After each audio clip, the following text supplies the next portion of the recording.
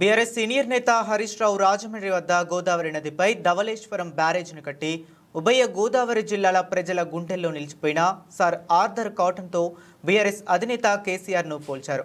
Cotton మాదిరిగానే కాళేశ్వరం ప్రాజెక్టును నిర్మించిన కేసీఆర్ కూడా తెలంగాణ ప్రజల గుండెల్లో చిరస్థాయిగా నిలిచిపోతారని ఆయన అన్నారు. హైదరాబాద్లోని తెలంగాణ భవన్లో మాట్లాడుతూ ఆయన ఈ వ్యాఖ్యలు చేశారు.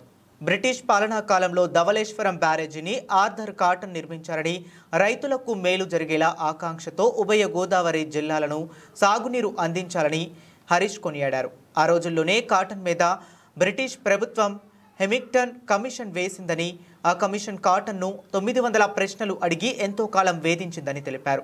అయినా చివరకు ఏం జరిగింది? ఇప్పటికీ గోదావరి జిల్లాల ప్రజల గుండెల్లో కాటన్ నిలిచిపోయారని అన్నారు. అదేవిధంగా చరిత్ర పుటల్లో తెలంగాణ ప్రజల గుండెల్లో కేసీఆర్ నిలిచిపోతారని చెప్పారు.